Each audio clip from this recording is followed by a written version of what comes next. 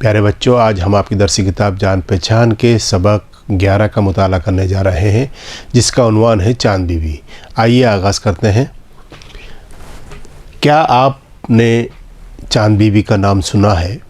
क्या आपने चांद बीबी का नाम सुना है? वो अब से 400 बरस पहले अहमदनगर में पैदा हुई थी। वो 400 बरस पहले यानी 400 साल पहले वो अहमदनगर में पैदा हुई थी। उसके वालिद हुसैन निज़ाम शाह अहमदनगर के बादशाह थे। उसके वालिद का नाम हुसैन निज़ाम शाह था और वो अहमदनगर के बादशाह थे। उन्होंने अपनी बेटी की तालीम का बहुत उम्दा इंतज़ाम किया। उन्होंने अपनी बेटी जो चांद बीबी थी, उनकी तालीम का इंतज़ाम बहुत खूबसूरत और बहुत अच्छे तरीक़े से किया था। छोटी सी उम्र में ही चांद बीबी ने अरबी फ़ारसी की अच्छी तालीम हासिल कर ली। अब वो छोटी सी उम्र थी और उसमें उन्होंने बहुत ज़हीन थी, बहुत अक्लमंद थी, तो अरबी और फ़ारसी की तालीम उन्होंने बहुत अच्छी तरीक़े से हासिल कर ली।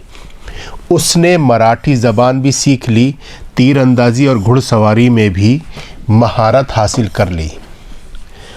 अरबी फ़ारसी तो सीखी थी, लेकिन साथ में मराठी ज़बान भी उन्होंने बहुत अच्छी तरीक़े से सीख ली और घुड़सवारी और तीरंदाजी में भी उन्होंने महारत हासिल कर ली। महारत कहलाता है एक्सपर्ट हो जाना, या किसी चीज़ में हिंदी में कहूँ कि दक्षता हासिल कर लेना। गाने, सितार बजाने, तस्वीरें बनाने और शिकार खेलने का भी उसे शौक़ था। चांद बीबी को और दूसरे शौक़ कौन से थे? सितार बजाने का, गाने का और शिकार खेलने का भी उन्हें बहुत शौक़ था। आगे चलते हैं।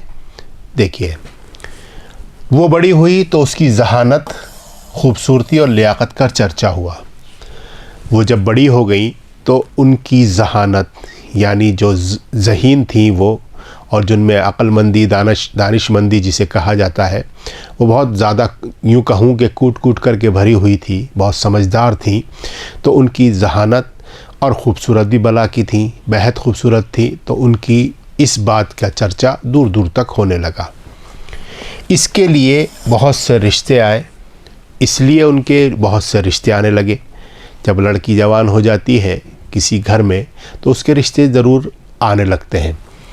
आखिरकार बीजापुर के बादशाह आदिल शाह से उसकी शादी हो गई। आखिरकार बीजापुर के जो बादशाह थे आदिल शाह, उनसे उसकी शादी हो गई। दोनों हंसी खुशी रहने लगे, दोनों हंसी खुशी रह रहे थे। और फिर क्या हुआ? चांद बीबी सल्तनत के कामों में भी शौहर का हाथ बटाने लगी। चांद बीबी जो थी, सल्तनत यानी हुकूमत, जिसे सरकार चलाना जिसे कहते हैं, उसमें भी अपने शौहर का हाथ बटाने लगी। वो बीजापुर के लोगों से उनकी ज़बान कन्नड़ में बातें करती। वो उनकी जो एक ख़ास खूबी ये थी, जिस तरह से मकामी बोली में आपसे कोई लीडर आके बात करे तो आपको अच्छा लगेगा, इसी तरह से चांद बीबी ने भी ये तरीक़ा अपनाया कि वो कन्नड़ जो वहाँ की मकामी बोली थी उसमें लोगों से बात करती थी और उनके दुख दर्द में शरीक होती। बीजापुर के लोग भी उसे दिल से चाहते थे। वो लोगों के दुख दर्द में शामिल होती, खुशी में साथ साथ उनके रहती, उनके दुख दर्द, उनकी तकलीफ़ों में उनका हाथ बटाती और उनके हर मुमकिन जिसे कहा जाए कोशिश करती कि वो उनकी खुशी का ख्याल रखें। तो वो लोग भी उनसे बहुत ज़्यादा खुश रहते थे और उसकी बहुत इज़्ज़त करते थे। शादी के 16 बरस बाद 1580 में 1580 ईस्वी में चांद बीबी के शौहर का इंतकाल हो गया। चांद बीबी के शौहर का इंतकाल 1580 ईस्वी थी, उसमें उनका इंतकाल हो गया। वो बेवा हो गई, उसका दिल टूट गया। वो बेवा हो गई। जब शौहर का इंतकाल हो जाता है तो औरत बेवा हो जाती है। बेवा वो औरत जिसके शौहर का इंतकाल हो गया हो, जिसे आप हिंदी में विधवा कहते हैं। तो उनका दिल टूट गया, उनकी सबसे प्यारी चीज़ उनसे दूर चली गई। कोई भी चीज़ जिसे आप पसंद करें और वो दूर चले जाए तो आपका दिल टूट जाएगा। मगर उसने हिम्मत और सब्र से काम लिया और अपनी ज़िंदगी को लोगों की खिदमत के लिए वक्फ़ कर दिया। मतलब अपनी ज़िंदगी अब उसने ये किया, चाँद बीबी ने, कि वो दूसरों की खिदमत के लिए, लोगों की भलाई के लिए काम करने में अपने आप को लगा दिया। वक्फ़ करना, किसी चीज़ के लिए अपने आप को लगा देना या मसरूफ़ कर लेना। अब क्या हुआ उसके बाद, देखिए ज़िंदगी है तो गुज़रेगी, आगे बढ़ेगी, तो उसमें क्या क्या हमारे सामने मुश्किलात भी आती हैं, कभी कभी खुशी का ज़माना भी आता है। चाँद बीबी के कोई औलाद नहीं थी, चाँद बीबी की कोई औलाद नहीं हुई, इसलिए उसने अपने शौहर के कम सिन कहते हैं कम उम्र, सिन का मतलब होता है उम्र, जिसे आप एज बोलते हैं, आयु बोलते हैं, कम सिन कम उम्र, भतीजे को तख्त पर बिठा दिया और ख़ुद हुकूमत की देखभाल की ज़िम्मेदारी कबूल की। उन्होंने क्या किया कि अपने शौहर का जो एक कमसिन भतीजा था उसको गद्दी पर बिठा दिया और उसके बाद उसका जो ज़िम्मेदारी थी हुकूमत की देखभाल की, वो ख़ुद ने कबूल कर ली। चाँद बीबी ने रियाया की भलाई के लिए बहुत से काम किए। अब चाँद बीबी जब हुकूमत एक तरह से ख़ुद ही संभाल रही थी तो उन्होंने लोगों की भलाई की बहुत सारे काम किए। अब वो काम क्या क्या थे उनके बारे में जानते हैं। उसने कुएँ खुदवाए, पानी का इंतज़ाम करने के लिए उसने जगह जगह कुएँ खुदवा दिए, तालाब, सड़कें और इमारतें बनवाई। कुछ तालाब बनवा दिए, कुछ इमारतें बनवाई, कुछ सड़कें बनवा दी। कुछ दिनों बाद जब उसे इत्मीनान हो गया कि अब हुकूमत का काम भतीजे ने अच्छी तरह संभाल लिया है, तो वो बीजापुर से अहमदनगर चली गई। जब उन्हें यकीन हो गया कि भतीजा अब समझदार हो गया है, संभल गया है और उसने सारा काम अपने आप संभाल लिया है और हुकूमत को अच्छी तरह से चलाने लगा है, तो वो बीजापुर छोड़ करके अपने अहमदनगर वापस चली गई। अब होता क्या है, अहमदनगर के हालात इन दिनों बहुत ख़राब थे। अहमदनगर के हालात उस ज़माने में जब वो बीजापुर से अहमदनगर गई तो बहुत ख़राब थे। आपसी झगड़े की वजह से सल्तनत कमज़ोर हो चुकी थी। आपसी मनमुटाव भी होता है, आपसी लोगों के लालच की वजह से बात बिगड़ती है, तो आपसी झगड़े पैदा होते हैं। तो आपसी झगड़ों की वजह से सल्तनत कमज़ोर हो गई थी। चाँद बीबी ने अहमदनगर के हालात को सुधारने की बहुत कोशिश की। अब उन्होंने यहाँ पे बीजापुर को तो सुधारी आई थी, अहमदनगर के हालात भी सुधारने की बहुत कोशिश की। उसे थोड़ी बहुत कामयाबी भी मिली। उसी दौरान उसे अकबर की भेजी हुई फ़ौज से मुकाबला करना पड़ा। उस दौरान क्या हुआ, एक नई मुश्किल पैदा हुई कि अकबर बादशाह जो मुग़ल बादशाह था उसकी भेजी हुई फ़ौज से भी उसको जंग लड़ना पड़ी, उसका मुकाबला भी करना पड़ा। दूसरी मरतबा जब मुग़ल फ़ौज अहमदनगर पहुंची तो चाँद बीबी ने मुग़ल बादशाह से सुलह करने का फ़ैसला किया, क्योंकि मुग़ल बादशाह की फ़ौज बड़ी थी और अहमदनगर की फ़ौज उसके मुकाबले में छोटी थी। तो वो मुकाबला होता या नहीं होता ये तो वक्त बताता, लेकिन उसने सोचा बेकार के खून खराबे से, बेकार की जंग से लोगों का नुकसान होगा, तो उसने सुलह करने की कोशिश की। लेकिन अहमदनगर के चंद सरदारों ने ये अफवाह फैला दी कि चाँद बीबी मुग़लों से मिल गई है। तो कुछ सरदार जो लालची किस्म के लोग थे उन्होंने ये अफवाह फैला दी कि भाई चाँद बीबी जो है मुग़ल से मिल गई है, मुग़लों से मिल गई है, मुग़ल फ़ौज के सामने उसने घुटने टेक दिए हैं। बस फिर क्या था, लोग चाँद बीबी के मुखालिफ हो गए। साजिश करने वालों ने, जो उनके अंदर सरदार शामिल थे, उन्होंने चाँद बीबी को गिरफ़्तार कर लिया और कत्ल कर दिया। चाँद बीबी को गिरफ़्तार करके कत्ल कर दिया। और फिर क्या हुआ कि इस तरह अहमदनगर पर मुग़लों का कब्ज़ा हो गया। अब कौन मिला हुआ था ये तो तारीख़ की बात हो गई, लेकिन हुआ ये कि उसको कत्ल कर दिया गया और फिर उसके बाद अहमदनगर पर मुग़लों का कब्ज़ा हो गया। इस नेक दिल खातून की शहादत के बाद लोगों को अंदाज़ा हुआ कि उसे अपने वतन से कितनी मोहब्बत थी। वो जब तक ज़िंदा रही वतन की मोहब्बत करती रही, वतन की खिदमत भी करती रही, वतन से मोहब्बत थी। अब जब वो इस दुनिया से वापस अपने मालिक हकीकी के पास चली गई, यानी खुदा के यहाँ चली गई, तब उस वक्त लोगों को अंदाज़ा हुआ उसे अपने वतन से कितनी मोहब्बत थी और वो लोगों की कितनी खिदमत करती थी। आखिरकार वतन ही की खातिर उसकी जान भी गई, वो मर गई, लेकिन उसका नाम आज भी ज़िंदा है। जब कोई नेक काम करने वाला, जब कोई अच्छा काम करने वाला इस दुनिया से जाता है तो वो तो चला जाता है, लेकिन उसके कारनामे, उसके शाहकार, उसकी बातें लोगों के बीच ज़िंदा रहती हैं और लोग उसका नाम बड़ी इज़्ज़त से लिया करते हैं। तो ये हमारा सबक मुकम्मल हो गया था और अब मश्क़ी सवालात की तरफ हम बढ़ रहे हैं। पढ़िए और समझिए। पहला सवाल हमारे सामने आ चुका है। देखिए, महारत, हुनरमंदी, किसी काम में माहिर होना। मैंने बताया था आपको पढ़ाते वक्त, जहानत, समझ बूझ यानी ज़हीन होना, अक्लमंदी की बात करना। लियाकत यानी सलाहियत, जिसे आप अंग्रेज़ी में एबिलिटी और हिंदी में योग्यता कहते हैं। चर्चा, शोहरत, हाथ बटाना, ये एक मुहावरा है, यानी मदद करना, मिलकर काम करना। दिल टूटना मुहावरा है, यानी मायूस हो जाना। वक्फ़ करना, लगा देना या ख़ास कर देना, अपने आप को किसी काम में अंदर ख़ास तौर से लगा देना। रियाया माने आवाम, सल्तनत, हुकूमत, सुलह, मुआहदा, दोस्ती। सुलह जो है, जिसे आप हिंदी में संधि भी कहते हैं, मुआहदा, समझौता वगैरह भी कहते हैं। शहादत यानी किसी फ़र्ज़ के लिए अपनी जान कुर्बान कर देना, या तो मुल्क के लिए करते हैं या अपने किसी मजहबी फ़रीज़े के लिए अपनी शहादत देते हैं। अब आगे चलते हैं। देखिए, दूसरा सवाल हमारे सामने आया है, उसका पहला हिस्सा सोचिए और बताइए। दूसरा सवाल है, चांद बीबी कहाँ पैदा हुई थी? चांद बीबी कहाँ पैदा हुई या चांद बीबी कहाँ पैदा हुई थी? तो ये सवाल हमारे सामने आया।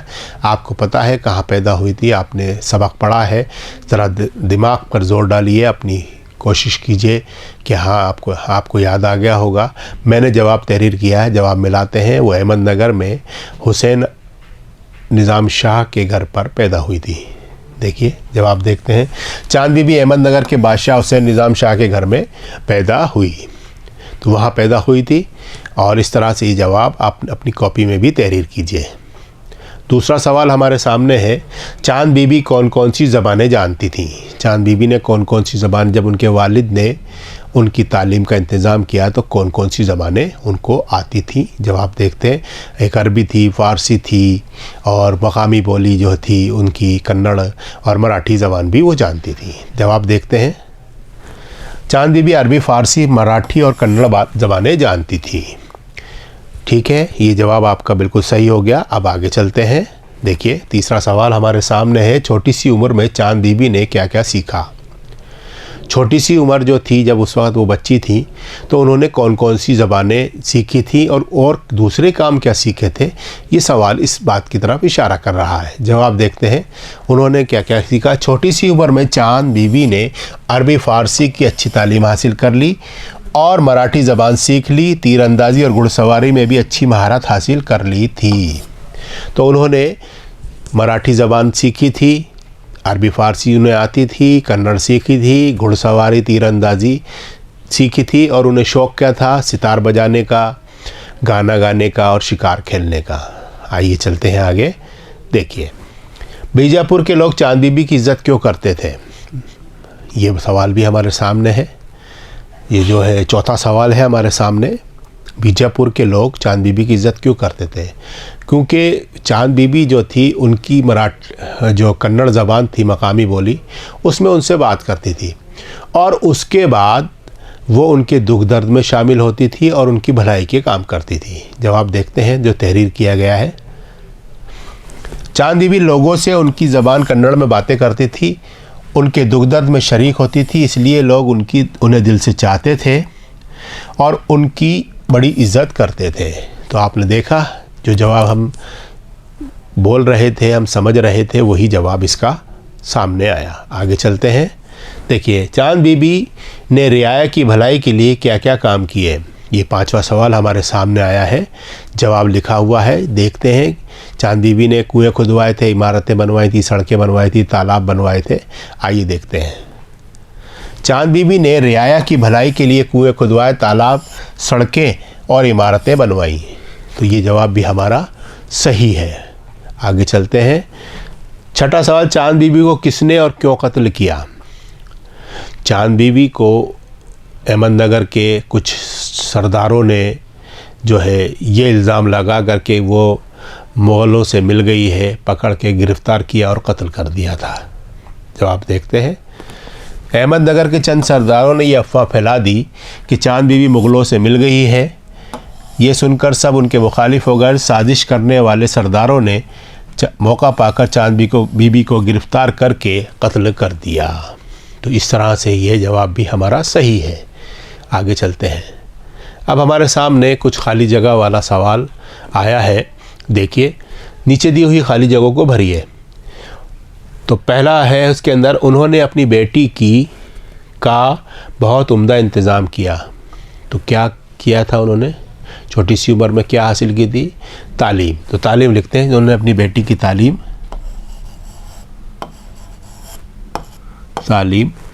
का बेहतरीन इंतज़ाम किया था। उन्होंने बहुत उम्दा इंतज़ाम किया था।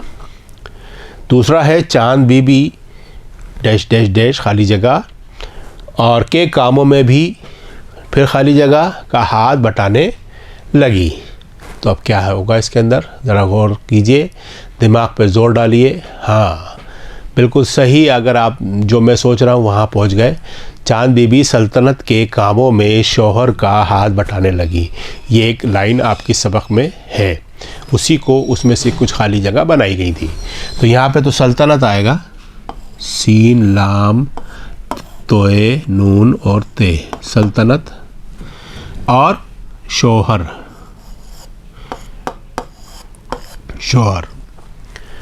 अब उसके बाद तीसरा है हमारे सामने, उसने कुएं, तालाब, सड़कें और इमारतें। तो ये कुएं के बाद क्या भरना है हमें? कुएं बनाए जाते हैं या खुदवाए जाते हैं? तो खुदवाए जाते हैं। कुएं खुदवाए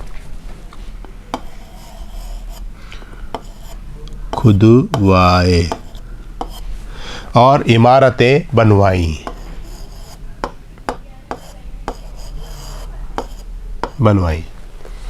अब उसके बाद झगड़े, उससे पहले खाली जगह लिखी हुई है चौथे सवाल के अंदर, की वजह से सल्तनत हो चुकी थी। तो अब इसके अंदर क्या आएगा?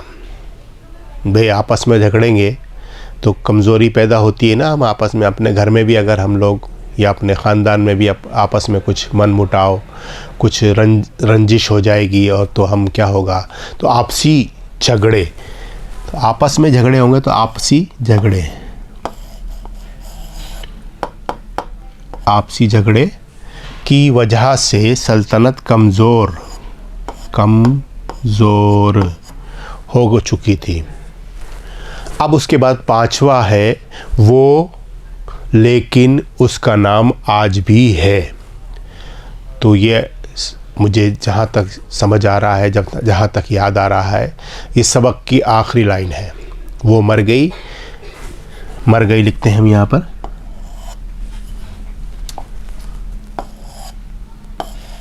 मर गई लेकिन उसका नाम आज भी जिंदा है। तो इस तरह से तीसरा सवाल भी हमने हल किया है। जवाब देखते हैं इसके कौन कौन से हैं। देखिए, तालीम, ये सही है हमारा जवाब। सल्तनत, ये भी सही है। शौहर, खुदवाए, ये भी, और बनवाई। आपसी, कमज़ोर, मर गई, ये भी जवाब सही है। और ज़िंदा, ये हमारा जवाब बिल्कुल सही हो गया। देखा आपने? कुछ आगे बढ़ते हैं, क्या सवाल आ रहा है हमारे सामने। देखिए, नीचे दिए हुए लफ्ज़ों को जुमलों में इस्तेमाल कीजिए।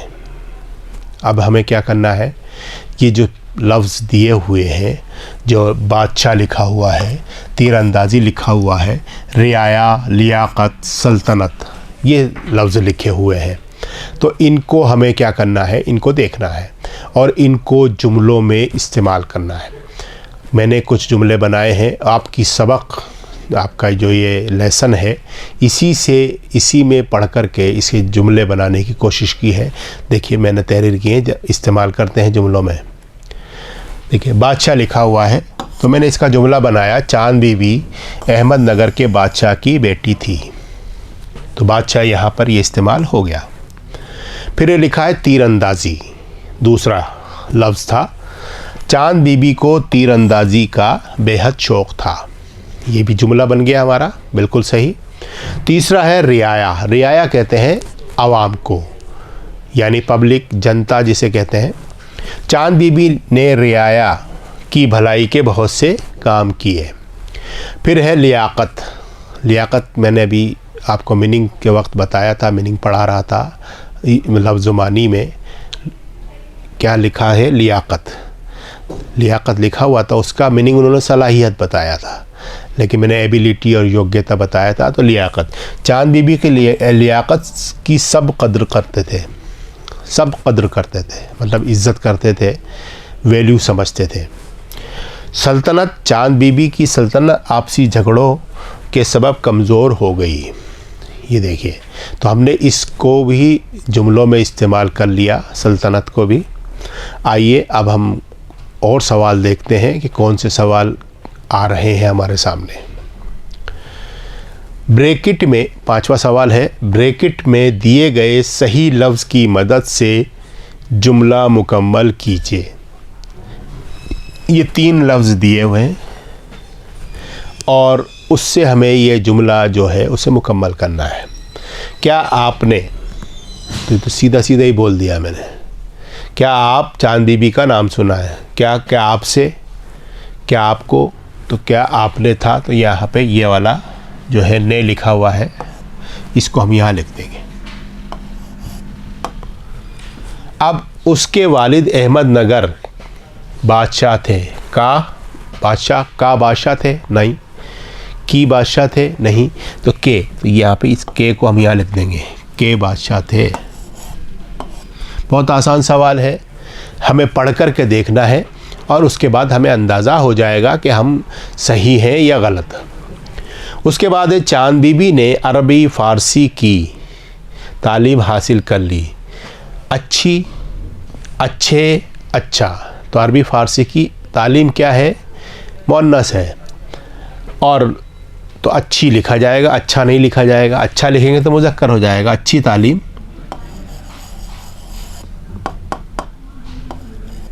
अच्छी तालीम हासिल कर ली। उसके बाद दोनों हंसी खुशी रहने, उसके बाद खाली जगह है, तो ये देखिए, लगी, लगे, लगा, तो 2 है तो लगे होगा। अगर लेडीज़ होती, औरत होती तो लगी होता, और मर्द होता तो लगा होता, लेकिन ये दोनों रह रहे हैं तो लगे। तो ये वाला हम इसके अंदर, यहाँ तो अच्छी लिखा था, यहाँ लगे लिखेंगे, और ये आपके सबक से ही जुमला है। उसके बाद है 5वां, उसे अकबर की भेजी हुई फ़ौज से भी मुकाबला पड़ा। तो करनी पड़े, करना पड़ा, करने पड़े, पड़ा, तो करना पड़ा, करना पड़ा। तो ये जवाब हम देख लेते हैं हमने सही किया है या नहीं। ये करना हमने इसमें जवाब लिखा है। देखिए, ने, के, अच्छी, लगे और करना, तो हमने ये जवाब भी सही कर लिया। हमारे सामने 6वां सवाल आया है कि चांद बीबी के बारे में 5 जुमले लिखिए। ये आपकी किताब से लिखे हुए जुमले हैं, मैंने इन्हें चुन करके, छांट करके इनको लिखा है। पहला है, चांद बीबी अहमदनगर में पैदा हुई। फिर दूसरा है, चांद बीबी की शादी बीजापुर के बादशाह अली आदिल शाह से हुई। चांद बीबी ने रियाया की भलाई के लिए बहुत से काम किए। चांद बीबी को लोग दिल से चाहते थे और बहुत इज़्ज़त करते थे।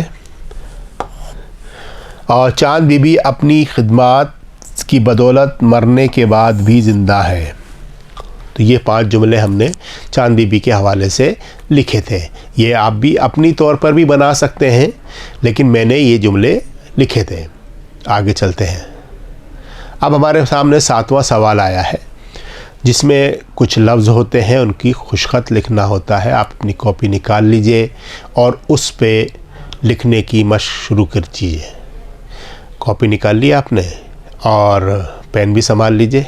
मैं जैसे जैसे लिखता हूँ, जैसे बोल के लिखता हूँ, आप भी उन्हीं तरह से बोलते हुए लिखने की प्रैक्टिस शुरू कर दीजिए। पहला लफ्ज़ है हमारे सामने महारत। मीम है अलीफ रे ते, महारत। फिर मीम है रे ते, मीम है अलीफ रे ते। फिर मीम है अलीफ रे और ते।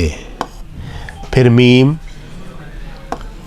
है अलीफ रे और ये ते। फिर मीम है अलीफ और रे और ते। उसके बाद है हमारे सामने दूसरा लफ्ज़ इंतज़ाम। इंतज़ाम लिखते हैं। अलीफ नून ते ज़ोए अलीफ मीम, इंतज़ाम। फिर इंतज़ाम लिखते हैं अलीफ नून ते ज़ोए अलीफ और फिर मीम। फिर इंतज़ाम लिखते हैं अलीफ नून ते ज़ोए और अलीफ, इंतज़ाम। फिर इंतज़ाम लिखते हैं अलीफ नून ते ज़ोए अलीफ, इंतज़ाम। फिर इंतज़ाम, ये इंतज़ाम मैंने लिख दिया। तो हमने महारत और इंतज़ाम लिखने की मशक की। आगे बढ़ते हैं, देखिए। उसके बाद हमारे सामने आया रियाया। रियाया लिखना है हमें। रे एन अलीफ ये अलीफ, रियाया। फिर रियाया लिखते हैं, रियाया। फिर रियाया, रियाया। फिर रियाया, रियाया। अब मैं इसको कशिश से बनाने की कोशिश करता हूँ। ये रियाया ऐसे भी बनाया जा सकता है, रियाया। उसके बाद हमारे सामने दूसरा लफ्ज़ स्क्रीन पर नज़र आ रहा है, सल्तनत। तो सल्तनत लिखते हैं हम। सीन अलीफ, सीन लाम नून तोए नून ते, सल्तनत।